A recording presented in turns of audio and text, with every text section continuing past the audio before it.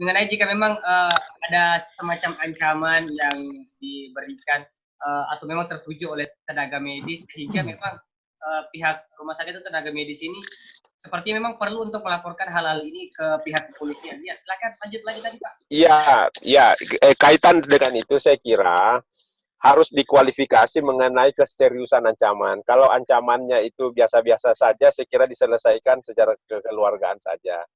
Tidak semua perbuatan misalnya itu dibawa ke ranah penegakan hukum. Kalau misalnya ancamannya sudah serius, bahkan sudah membahayakan jiwa pihak yang diancam atau orang lain, saya kira itu betul-betul sudah harus direspon secara serius untuk dibawa ke ranah hukum. Saya ulangi tadi, saya lanjutkan yang tadi. Saya setuju dengan Pak Dr. Syukur tadi bahwa memang ini harus melibatkan selain mempersiapkan kesiapan alat yang digunakan oleh aparat kesehatan ini memang tingkat pemahaman masyarakat terbawah ini harus betul diupayakan secara serius dengan melibatkan orang-orang yang dianggap mampu berkomunikasi. Ini berkomunikasi dengan masyarakat terbawah itu tidak semua orang mampu. Banyak yang profesor, doktor, bahkan cendekiawan, tetapi begitu berhadapan dengan kelompok masyarakat bawah, itu akan mempunyai tantangan komunikasi tersendiri. Nah, oleh karena itu untuk memberikan pemahaman kepada mereka ini, yang kebetulan misalnya kelompok atau daerah itu ada yang terpapar, libatkanlah orang-orang yang punya pola komunikasi yang baik dan masyarakat bisa menerima. Saya kira kalau masyarakat percaya kepada pemerintah, percaya kepada rumah sakit, tidak akan terjadi apa yang beberapa hari ini menjadi sorotan bersama. Ya, saya kira begitu. Baik, saya ke Pak Syukur. Ini kalau kita lihat memang beberapa hari yang lalu sempat, bukan hanya rumah sakit Labuan Baji, tadi Dokter Mapatuma bilang ada rumah sakit Stella Maris juga, padahal sudah jelas-jelas kasus ini, fenomena ini sudah dibawa ke ranah hukum dan sudah diproses oleh pihak kepolisian, namun masih ada masyarakat yang belum belum jera seperti itu. Jadi impact-nya ini masih belum terasa untuk masyarakat Makassar. Kira-kira seperti apa nanti masukan-masukan yang bisa Pak Syukur berikan? Silakan Pak Syukur. Baik, ada pengetahuan di masyarakat begini Pak, bahwa orang yang sudah meninggal, meskipun terkena COVID, itu katanya sudah tidak menular lagi. Ini pengetahuan ini berkembang di masyarakat. Kalau sudah tidak menular lagi, kenapa jenazahnya tidak diserahkan ke kami saja untuk mengurusnya? Nah, ini mungkin orang medis perlu menjelaskan kenapa diperlakukan seperti itu. Karena ada pengetahuan ini berkembang di masyarakat bahwa katanya kalau sudah meninggal, virusnya itu sudah mati. Kalau sudah mati, berarti tidak ada potensi untuk menular lagi. Kalau sudah tidak menular lagi, kenapa mayatnya tidak diserahkan ke kami untuk mengurusnya? Nah, pemahaman ini berkembang di masyarakat. Saya kira perlu kita mengedukasi ke masyarakat, kenapa kerabat yang meninggal karena COVID diperlakukan dengan protokol COVID. Nah, ada juga pengetahuan yang berkembang di masyarakat yang mengatakan bahwa ada konspirasi di bidang medis terkait dengan hal ini. Ada yang menuding Pak bahwa ini bisnis sebenarnya. Orang yang meninggal dengan dikubur dengan protokol COVID itu dananya besar katanya. Nah, saya kira ini harus ada counter informasi ini. Ada yang mengatakan sampai 50 juta satu kali penguburan. Sehingga orang-orang medis itu berlomba-lomba meskipun belum positif COVID sudah mau dikuburkan secara COVID. Nah, harus di counter informasi ini supaya gerakan-gerakan perlawanan dari masyarakat untuk mengambil paksa jenazah di rumah sakit itu bisa kita atasi. Nah, kembali bagaimana mengedukasi masyarakat. Nah, sama juga ketika orang masih dicurigai, dijemput oleh orang-orang yang memakai pakaian astronot atau berpakaian ODP. Itu orang masyarakat, ada pengetahuan di masyarakat yang mengatakan bahwa ini konspirasi ini. Karena ada dananya yang besar. Padahal sebenarnya ini saya kira tuduhan yang sangat picik. Ada dalam Permenkes itu bagaimana pemberlakuan orang yang terkena virus yang mematikan, tidak sampai segitu lah biayanya, tidak besar amat, jutaan saja, tidak sampai berpuluh-puluh, tidak sampai puluhan. Nah, malah sebenarnya orang medis itu banyak korban lah di dalam konteks penanganan masalah medis ini. Tapi kita harus mengkanter informasi ini, Pak. Karena pengetahuan ini berkembang di masyarakat, berkembang di masyarakat.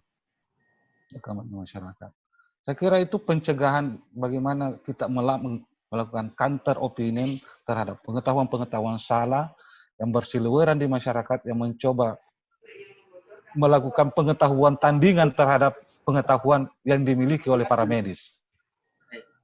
Kalau bagi saya, yang paling tahu penanganan persoalan medis, persoalan COVID adalah para medis. Kita harus tunduk pada pengetahuan yang dimiliki oleh para medis itu. Baik, terima kasih Pak Syukur. Saya kembali ke Dr. Mapatoba. Ini menjawab tadi pernyataan-pernyataan dari Pak Syukur nih, Dok, mengenai klaim-klaim atau isu-isu yang beredar. Nah, bisa mungkin dokter jelaskan apakah memang betul ataukah memang sekedar isu saja, hoax seperti itu, dan sekaligus bisa dokter bisa kasih harapan-harapan agar memang masyarakat Makassar ini lebih percaya, setidaknya ada chemistry yang jalan dengan baik dulu lah sebelum memang kita mengenai tentang isu-isu yang beredar di luar sana. Silakan dokter. Ya Pak, jadi gini, sampai hari ini kami dari pihak rumah sakit dalam posisi terus untuk mengedukasi masyarakat, termasuk itu fitnah-fitnah, hoax, tuduhan-tuduhan yang tidak mendasar, katanya uang ada ratusan juta. Uang dari mana Pak? Saya mulai merawat pasien COVID per 18 Maret 2020, hampir 3 bulan. Sampai hari ini tidak ada uang 1 sen pun Pak yang masuk di rumah sakit. Bahkan anggaran rumah sakit terkuras hanya untuk merawat orang-orang yang sakit ini. Belum lagi bagaimana dokter-dokter yang bertugas perawat ada yang jadi korban. Ingat Pak, satu kasus yang kena itu positif virus terlalu mahal harganya buat kami semua termasuk dokter, ya sudah ada jadi korban. Dokter perawat sudah ada yang meninggal Pak. Belum lagi keseharian. Setiap dokter yang merawat pasien, contoh kami di Lombaji, itu dokter Pak menggunakan hazmat itu mulai pagi sampai malam itu emang nyaman pakai baju begitu, baju astronot Pak. Betul. Ya kita lakukan murni perawatan. Ini tanggung jawab moral karena ini tugas. Kami ada sumpah, kami ada etik untuk merawat orang. Sumpah jabatan Pak, tidak mikir yang lain. Banyak isu mengatakan kenapa itu bukan PDP, di PDP kan. Tahu dari mana dia bukan PDP atau PDP? Tahu dari mana? Emang berani? Kalau saya Pak bercanda aja ini. Kalau ada yang mau membuktikan bahwa ini bukan PDP di PDP kan, datang saja ke rumah sakit. Lihat itu. Lihat untuk yakin bahwa betul kami ini bekerja sesuai protap, sesuai dengan aturan. Dan itu kami ada etika di dalamnya Pak. Tidak semudah itu. Kami kan ini memahami bahwa di antara orang yang dirawat itu bisa jadi bukan orang lain Pak. Bisa jadi keluarga kita. Bisa jadi kerabat kita. Bisa jadi sahabat kita. Kenapa dianggap bahwa kita selalu berpikiran soal isu-isu fitnah-fitnah seperti itu. Jadi saya katakan dengan tegas. Tidak ada yang seperti itu. Dan bahkan minggu lalu kami melalui organisasi profesi ini dan Persatuan Rumah Sakit melakukan press conference untuk ditindaki ini, ditindaklanjuti dalam bentuk penegakan hukum orang-orang yang tidak bertanggung jawab seperti ini. Dan celakanya kan masyarakat kita kan banyak yang terprovokasi akibat latar belakang pendidikan yang berbeda. Terprovokasi dan alhamdulillah Pak Kapolda sudah membuktikan itu Pak. Siapa-siapa yang melanggar diproses secara hukum. Dan dari media yang kita baca sudah ada 31 orang yang ditangkap di Polda. Baik itu yang mau melakukan perbuatan yang pemaksaan maupun sementara ini orang yang menyebarluaskan fitnah, hoax dan sebagainya. Jadi kami nih sekali lagi Pak, kami ini kasihan juga. Awal-awal dipuja-puja sebagai apa? Tiba-tiba kami difitnah, dibully seperti orang yang betul-betul pelaku kriminal. Tidaklah seperti itu, Pak. Ya, saya nyatakan sekali lagi, sampai hari ini di luar bahwa ada klaim atau tidak, kami bekerja untuk merawat pasien. Karena bisa jadi pasien yang masuk itu adalah bagian dari keluarga kita, sahabat kita, atau bukan orang-orang Jawa dari kita seperti itu.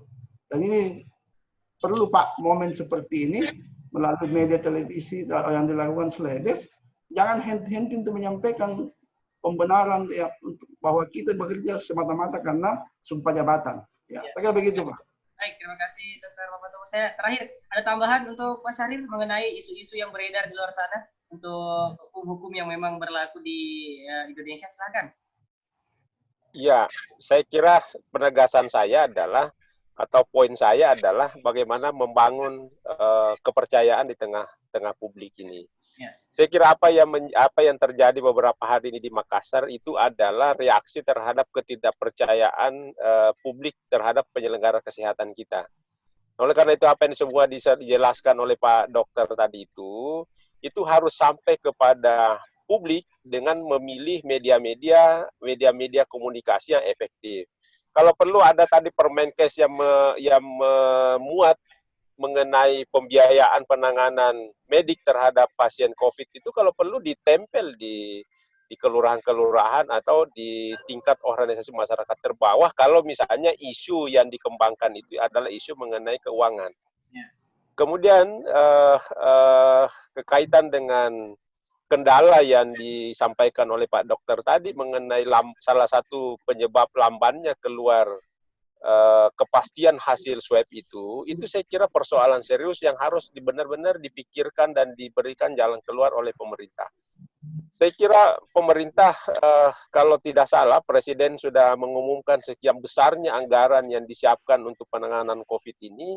Oleh karena itu, saya kira harus nyata di tengah-tengah publik bahwa anggaran itu muncul dalam wujudnya seperti persiapan alat-alat yang maju, yang canggih, dan mampu mengcover kebutuhan medik masyarakat.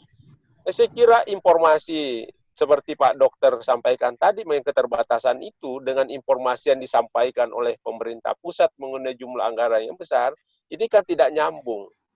Ini antara kebijakan keuangan dengan kebijakan pengadaan alat yang menyeluruh dan masif di seluruh Indonesia ini yang tidak kelihatan dan menjadi kendala dalam hal penyelenggaraan tugas gugus ini untuk mendeteksi positif tidaknya seseorang secara cepat.